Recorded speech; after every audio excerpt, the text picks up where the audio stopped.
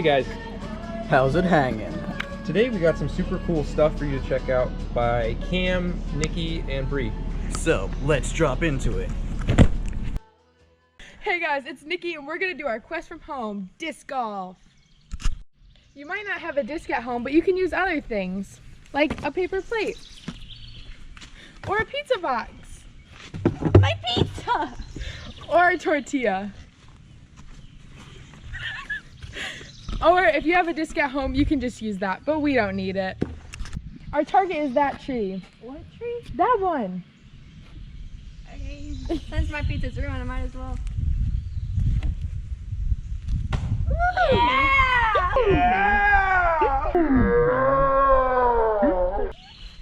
What? Oh, my turn? Not quite, not quite, not quite. Watch out. Oh, I hit the wrench. Oh, am I throwing this? No, not my lunch.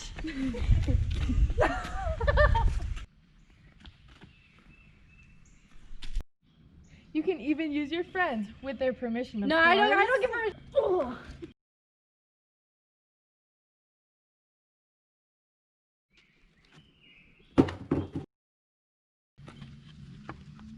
Aw. I only knew. Send us videos of you doing this from home. That was legitness. Hey, I'm Ben, I'm Audrey. I'm Ava. I'm Nikki. and this is a Sing As I Sing song. Sing as I sing song. And a Do's I Do song. And a do as I do song. Hi, my name is Joe, and I work in a button factory. I got a wife, 2 kids, and a dog. Woof woof. One day, my boss told me, he said, Joe, are you busy? I said, no. So I pushed this button with the right hand. Hi, my name is Joe, and I work in a button factory. I got a wife, 2 kids, and a dog. Woof woof. One day, my boss told me, he said, Joe, are you busy? I said, no. So I pushed this button with the left hand. Hi, my name is Joe, and I work in a button factory. I got a wife, 2 kids, and a dog. Woof woof. One day, my boss told me, he said, Joe, are you busy? I said, no. So I pushed this button with the right foot. Hi, my name is Joe, and I work in a bun factory. I got a wife, 2 kids, and a dog. Woof woof. One day, my boss told me, he said, Joe, are you busy? I said, no. So I pushed this button with the left foot. Hi, my name is Joe, and I work in a bun factory. I got a wife, 2 kids, and a dog. Woof woof. One day, my boss told me, he said, Joe, are you busy? I said, no. So I pushed this button with my hip. Hi, my name is Joe, and I work in a bun factory. I got a wife, 2 kids, and a dog. Woof woof. One day, my boss told me, he said, Joe, are you busy? I said, no. So I pushed this button with my head. Hi, my name is Joe, and I work in a bun factory. I got a wife, 2 kids, and a dog. Woof woof. One day, my boss told me, he said, Joe, are you busy? I said, no. Yay! Thanks. For watching. Time. For skits. Woo!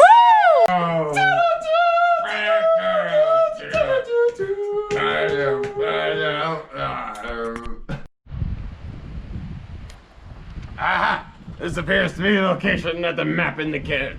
Well, that must be the thing. Whoa, how does it work? That's a good question. Intricate design. I don't know fully.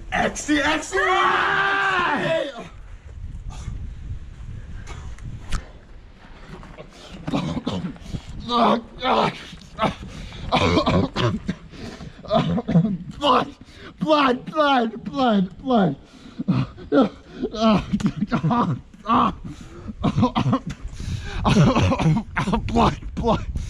I'm coming home to the Great Bear Den in the sky. I'm coming home.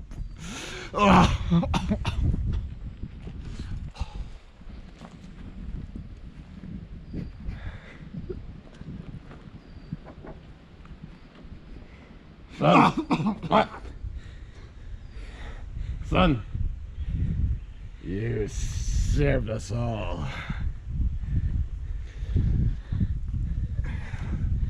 Join us next week. Same very effective Nerf bullet time. Same extremely effective Nerf bullet Time channel. Let's ready for fan verse. Woo!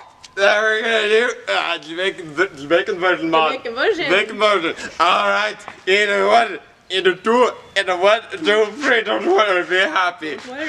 Blessed are those whose ways are blameless, who walk according to the law of the Lord. Blessed are those who keep His commands, who seek Him with all their heart. Abba belongs in Jamaica.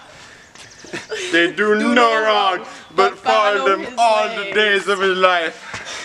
Psalms 119, 1 through 3. Nah, what is next week? Hey everyone, just want to let you know that right before we're going to our message, we're going to do one worship song. We're going to be doing Heart of Worship with my friend Allie. And here we go. When the music fades and all is stripped away, and I simply come, longing just to bring something that's of worth that will bless your heart. I'll bring you more than a song, for a song I didn't deserve is not what you have required. You search much deeper within, through the way things appear. You're looking into my heart. I'm coming back to the heart of worship, and it's all about you. It's all about you, Jesus.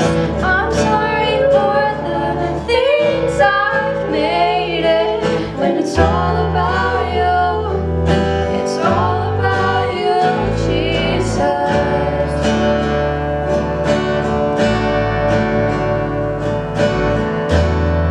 King of endless worth, no one could express how much you deserve. The one we can pour, and all I have is yours, every single breath. I'll bring you more than a song, for a song of itself, it's not what you have required. You search much deeper within, through the way things appear. You're looking into my heart. I'm coming back to the heart of worship, and it's all about you.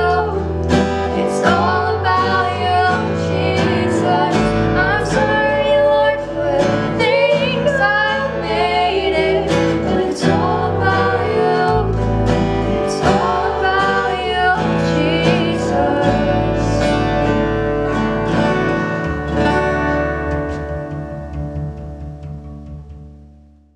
Hey guys, welcome back to Camp from Home with Sun Life. My name is Bree, and I'm super excited to be back with you guys again, sharing another message from the life of David.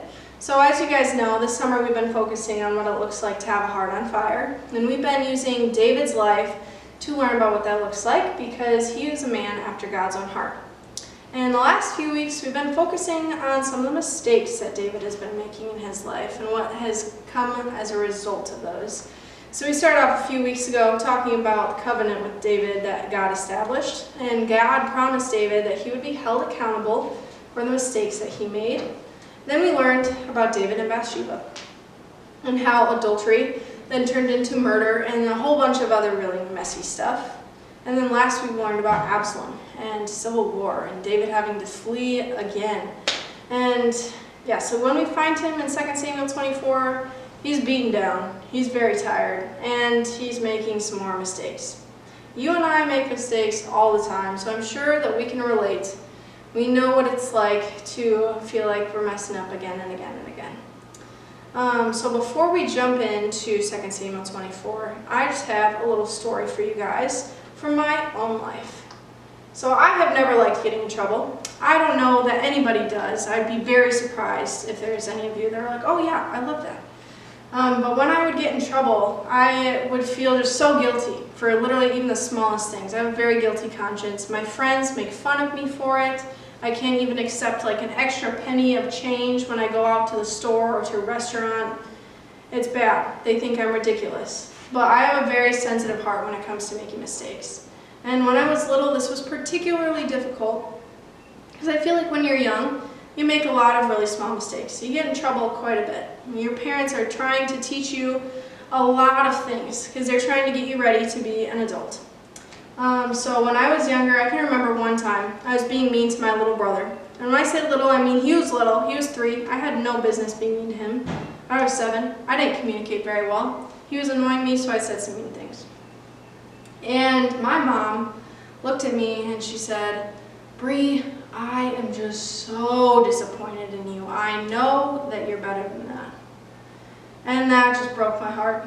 I hate disappointing people. I didn't want to disappoint my mom, and I instantly felt bad.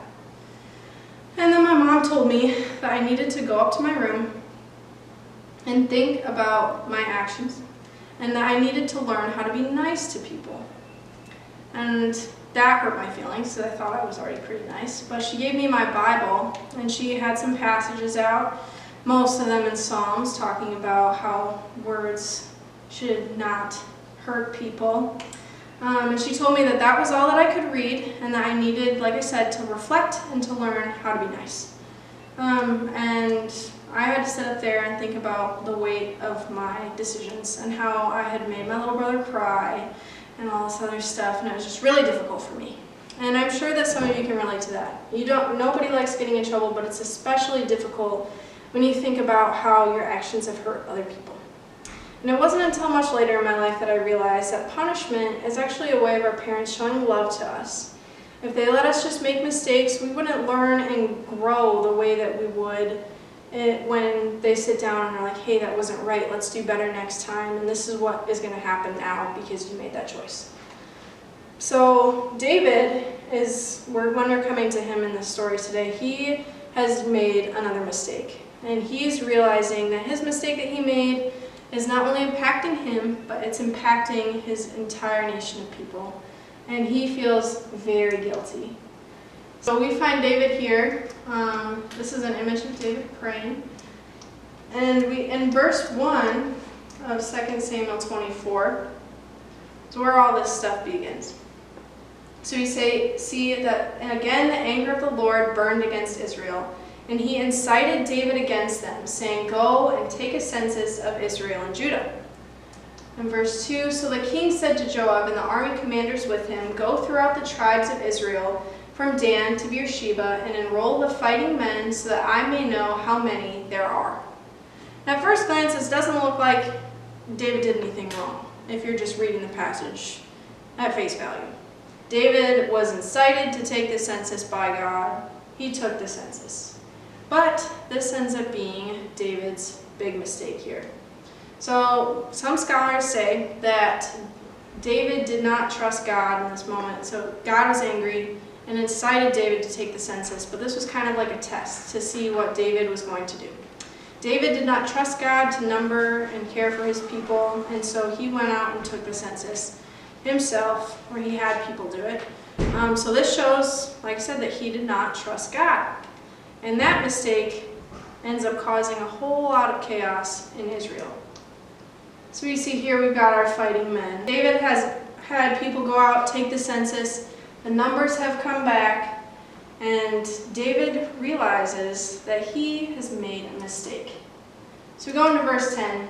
We see David was conscience-stricken after he had counted the fighting men, and he said to the Lord, I have sinned greatly in what I have done. Now, Lord, I beg you, take away the guilt of your servant. I have done a very foolish thing. So David's got that guilty conscience going on. He knows he didn't trust God. He realizes that, and he doesn't know what's going to happen. And then in verses 11 through 13, we start to see some of the very interesting things that are coming as a result of that mistake that David made. So verse 11 says, before David got up the next morning, the word of the Lord had come to Gad the prophet, David's seer. Go and tell David, this is what the Lord says. I am giving you 3 options. Choose one of them for me to carry out against you.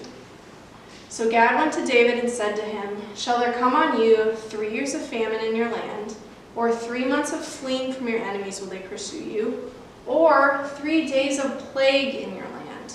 Now then, think it over and decide how I should answer the one who sent me. So David has been given 3 choices of what will happen to his people as a result of the mistake that he's made. And this is really tough because David's mistake that he made is now costing his entire nation, because he's the leader and he messed up, and now that's reflecting on all the people that he leads. So he could either have a famine in his land, or be fleeing from his enemies while they pursue him, or have a plague in Israel. And so none of these are good. And it's a really hard decision for David to make. And it's definitely a moment where he's able to sit and realize that he is being held accountable and that this stuff is happening as a direct result of what he has done. And he gets to choose, and that's a really complicated thing too, but he gets to choose because God wants him to feel the full weight of what's happening. And this is a way of showing mercy too, because God could have just picked one of these things and let it all happen. But David is the one that's making this decision because David made this mistake. So he has to be punished. He gets to choose why. And so David chooses the plague.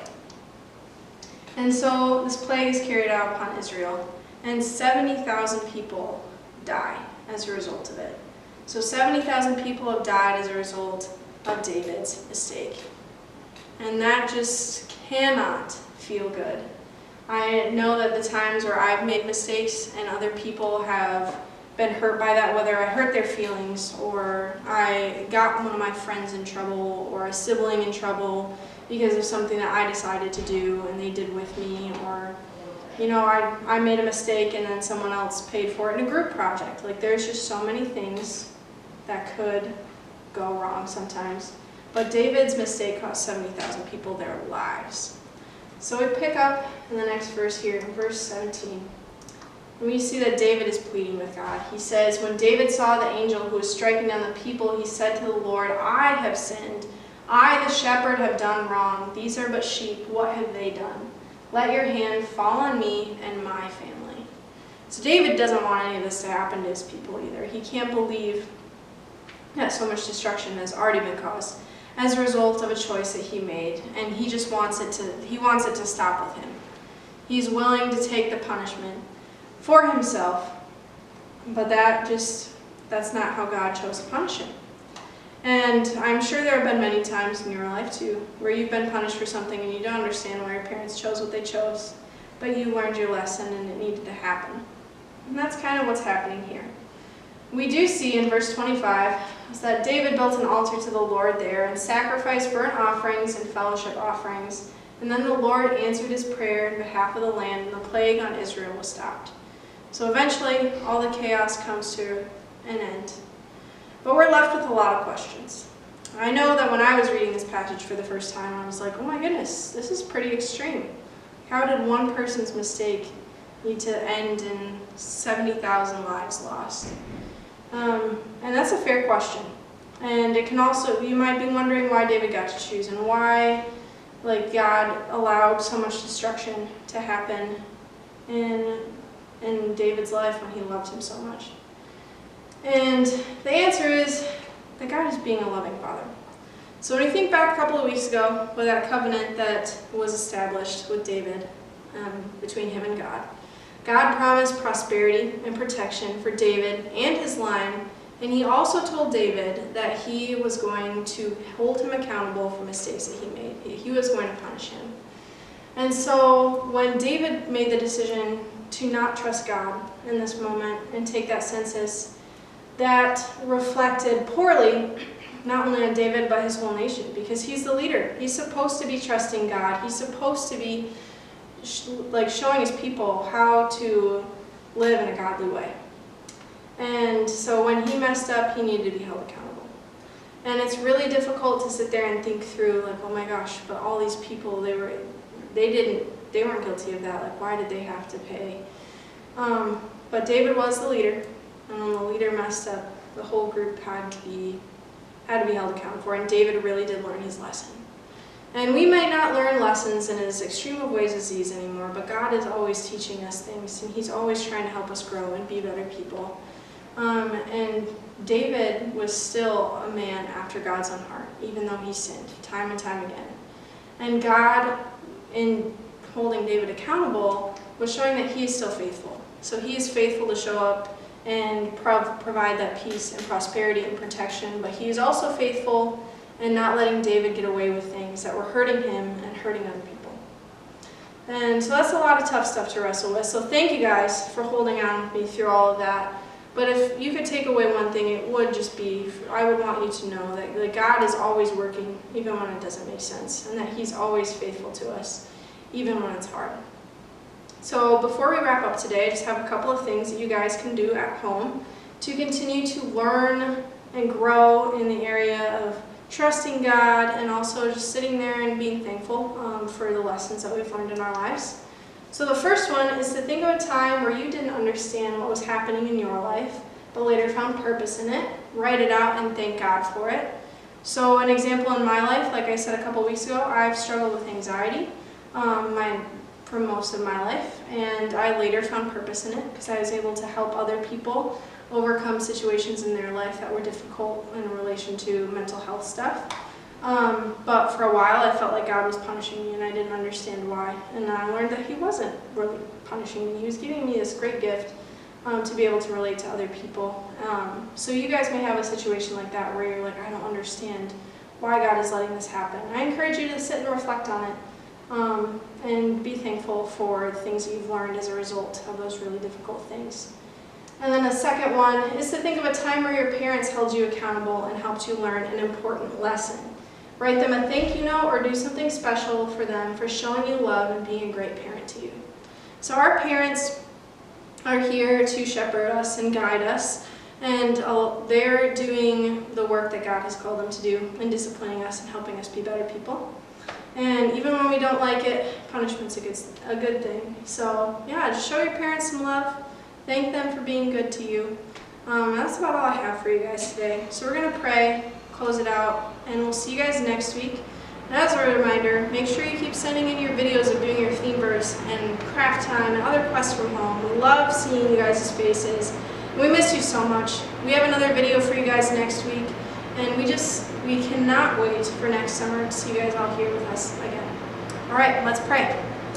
Dear Heavenly Father, thank you so much for this day. Thank you for Sun Life Camp and for all of our campers who are watching these videos at home, and their parents and their friends and their families, just everything that's making their summer great. I just thank you that you're providing for them in that way, even though they can't be here at camp with us. I thank you for disciplining us and showing us love that way, Lord, and helping us learn lessons that we need to learn. And I thank you for the life of David and the fact that we can learn so much from him and all that you taught him while he was here on this earth, Lord. I pray that you would just continue to protect us and just keep us in good health and good spirits as we navigate this very different looking summer. And I pray that as we get ready for school to start again in the next few weeks, that we would just go into that with a great attitude and be ready to learn there as well. Pray all this in your Son's most precious and holy name. Amen.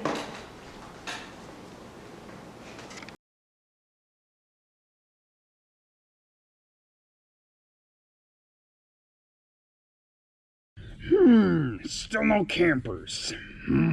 Maybe I should get down to interrogating somebody. Hey, Donovan!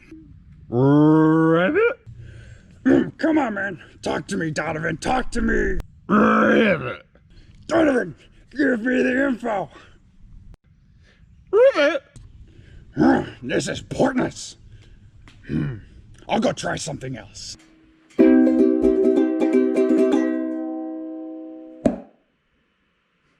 Alright, hey guys, thanks for watching this video. This is my unpaid intern. Unpaid? I mean, I pay you with my presents, so that's enough. Make sure you send in videos of you saying the theme verse. We'd really love to hear them. And if you feel so called, please donate. It would really help out a lot. And check out our Spotify. And tune in for next week. It'll be lots of fun.